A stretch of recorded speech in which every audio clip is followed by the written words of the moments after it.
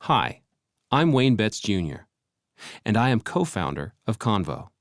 I speak today on behalf of all video relay service providers, ASL Services, CAG, Convo, Purple Communications, Sorensen Communications, and ZVRS. We want to let you know that we're presenting a joint proposal today to the Federal Communications Commission, FCC, that would enhance video relay services, VRS. VRS has been around since 2000, and it has since narrowed the gap between hearing and deaf callers by offering functionally equivalent telecommunications services. VRS has impacted me personally. I remember the days of making telephone relay calls. Now I can speak in my own language through a video call. What a transformative change. The VRS providers came together to address an important need, implementing regulatory changes that will allow the industry to survive and thrive over the long term.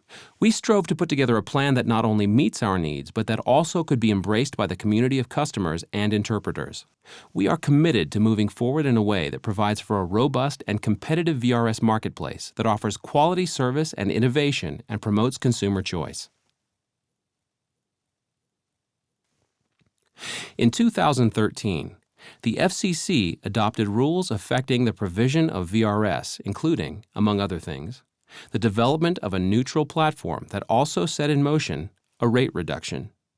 The neutral platform would include a user registration database, outreach services, and the adoption of a market-based competitive bidding system. They also included a significant increase in its speed of answer requirement. They increased an 80-second average requirement measured on a monthly basis to a 30-second average requirement. The net effect of the order was to increase service requirements while reducing provider compensation.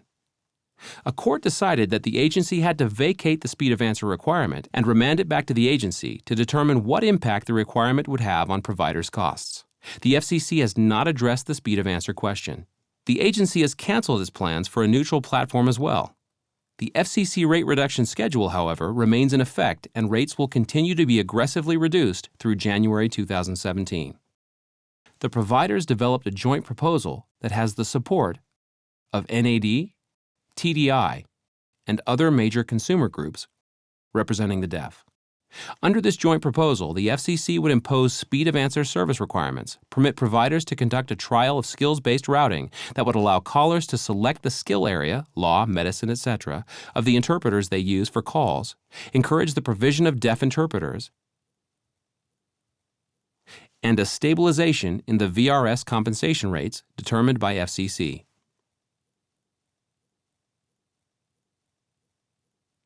Speed of answer. In place of the previous requirement of an 80-second average requirement and the proposed 30-second average requirement, we propose a 45-second average requirement.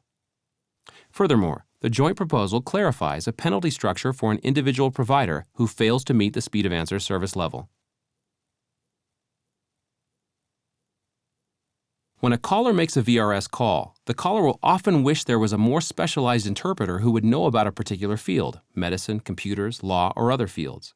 The NAD has called on the FCC to allow skills-based routing that will enable consumers to select more knowledgeable interpreters who will be suited to interpret their call.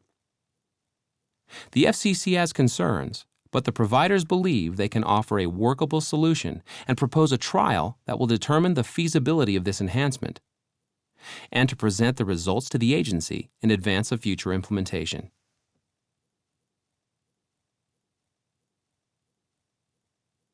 There are many skilled deaf interpreters, but none of them work in the industry. The providers offer that the inclusion of deaf interpreters in the industry will result in an increase of quality. There are callers of all types, and sometimes it can be difficult to acquire information from the caller. The inclusion of a deaf interpreter in these calls would result in a process that supports the interpreter and therefore the caller, and in a step towards functional equivalency, the providers propose a trial followed by a data-driven evaluation by the FCC.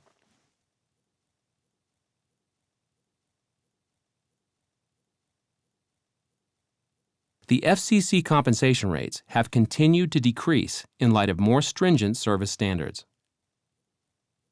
The providers propose that the FCC freeze VRS compensation rates at their current levels and allow the support of investment in service innovation and improvements. The joint proposal, the result of a collaboration between all VRS providers, was submitted to the FCC today.